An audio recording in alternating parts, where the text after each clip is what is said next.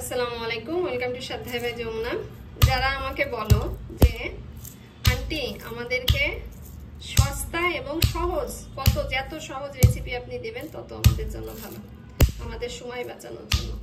তো তাদের জন্য আমি আজকের এই রেসিপিটা করতেছি। আন্টির কাছে সব ধরনের রেসিপি আছে, সস্তাও আছে আবার দামেও আছে, ঠিক আছে।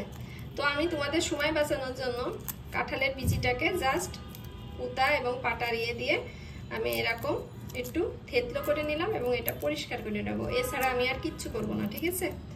যত সহজ রেসিপি। আর এই যে তোমাদের সস্তা মাছ, সেটা হচ্ছে যে তেলাপিয়া মাছ।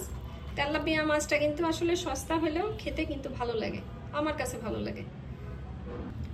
আর কাঁঠালের বিচি ডলতে পারবো না বলে যে আমি কাঁঠালের বিচির তরকারি রান্না করব না, এটা হবে না।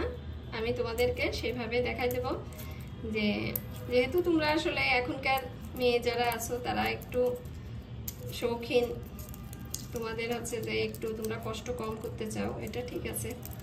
আর একটা জিনিস হচ্ছে যে তোমাদের সময়টাও অনেক বাঁচাইতে চাও, কারণ তোমরা এখন সবাই কর্মব্যস্ত।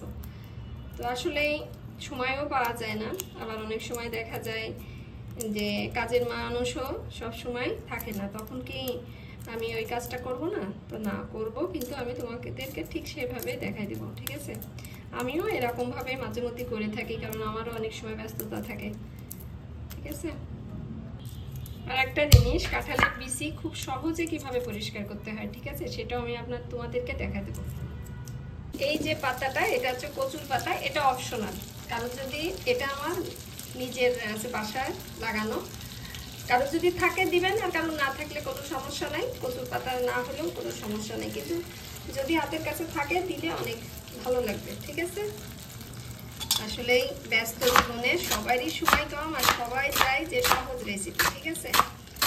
তো আমি অন্যদের কথা বলার আগে আমার নিজের মেয়ের কথাই বলবো। সে তো আরো সহজ রেসিপি করবে, সে তো চাই যে রান্নাঘরে যাতে না ঢোকা লাগে যতক্ষণ তার জন্য সুবিধা। পেঁয়াজগুলোকে আমরা কুচি করে নেব। তবে পেঁয়াজটা দিয়ে নেব, ঠিক আছে। পেঁয়াজটা দিয়ে একটু হালকা ভেজে নেব। পেঁয়াজটা যখন এই পর্যায়ে আসবে তখন এই কাঁঠালের বিচিগুলো আমরা দিয়ে নেব, ঠিক আছে। কাঁঠালের বিচিটা হালকা একটু ভেজে নেব। আচ্ছা, এখানে আছে সরিষা বাটা আর রসুন বাটা, ঠিক আছে, এটা আমি এখন দিয়ে দিলাম। আর দিয়ে নিলাম এখানে জিরা বাটা। এই পর্যায়ে দিয়ে নিলাম আমি কাঁচামরিচ। আমি সব সময় সবাইকে বলি কাঁচামরিচের তরকারি রান্না করার জন্য, ঠিক আছে। দিয়ে নিলাম লবণ, হলুদ, আর দিয়ে নিলাম ধনিয়া গুঁড়া। এরপরে আমি দিয়ে নিলাম একটু গরম পানি, কারণ এখানে সব গুঁড়া মশলা দিয়েছি। এবার একটু নাড়াচাড়া দিয়ে আমি এটাকে কষে নেব, ঠিক আছে। এর ভিতরে দিয়ে দিলাম আমি কাঁচা মাছগুলো। আমি সবাই জানেন যে আমার বাসায় কেউ কাঁচা মাছ খায় আর কেউ ভাজা মাছ খায়। এই পর্যায়ে যারা ভাজা মাছ খাবে তাদের কিন্তু এখন দেওয়া যাবে না, মশলাটা কষাই নিতে হবে থাকবে। আর আগে আমি মশলাটা কষাই নেব, সাথে মাছটাও কষাই নেব। এখন আমি দিয়ে নিব এই যে আমার সেই শাক কয়টা। শাকটা যখন এরকম নরম হবে তখন আমি গরম পানি দিয়ে নেব। এই আমার রান্নার যে প্রসেসিং সব শেষ, ঠিক আছে। এইবার হচ্ছে যে প্রসেসিং কিন্তু সবই শেষ হয়ে গেল, কষ্ট যা এখানে হয়ে গেল। এবার আমি ভাজা মাছটা দিয়ে নিলাম, দিয়ে আমি ঢাকনা দিয়ে ঢেকে দিয়ে যাব। আর যখন ঝোলটা একদম ঘন হয়ে নিচে চলে যাবে, ঠিক আছে, তখন আমি তরকারিটা নামাই ফেলবো। এর আগে আমার আর কিছু, এরপরে আর কিছু করার দরকার নাই। ঢাকনা দিয়ে ঢেকে রেখে গেলে রান্নাটা হয়ে যাবে, ঠিক আছে। তো আমি ঢাকনা দিয়ে ঢেকে দিলাম, আর 15 মিনিট পরে আমি চলে আসবো, এসে আমি তরকারিটা দেখাবো। এই যে আমার রান্না প্রায় কমপ্লিট। আর আমি লাস্টে এখানে একটু রসুন ছেঁচা দিয়ে নেবো, ঠিক আছে। দিয়ে আরও 5 মিনিট একটু ঢেকে রাখবো। এটাই হচ্ছে যে যদি আপনি এটা দেন তখন হচ্ছে যে অন্যরকম একটা ফ্লেভার আসবে এবং তরকারির স্বাদটাও একটু অন্যরকম, একটু চেঞ্জ হবে, ঠিক আছে। তো আমি আর 5 মিনিট একটু ঢেকে রাখবো।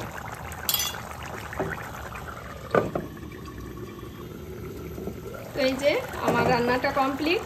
আমি যেহেতু মাটির হাঁড়িতে রান্না করতেছি, ঠিক আছে, তো আমি এই পর্যায়ে চুলোটা অফ করে দেবো, কারণ মাটির হাঁড়িতে রান্না করলে অনেকখানি ঝোল পরে টেনে যায়, ঠিক আছে।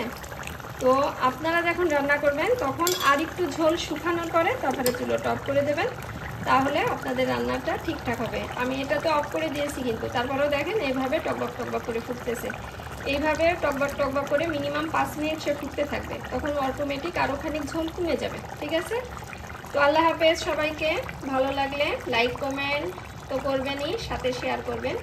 নতুনদের জন্য আমার ছোট্ট একটা টিপস, যখন তোমরা রান্না করবা তখন সব সময় খেয়াল রাখবা যে হাতের পুরাপুরির জন্য সমস্যা না থাকে। আর বিশেষ করে যখন রাগ হবে বা মনে কষ্ট নিবা তখন কিন্তু রান্নাঘরে আসবা না।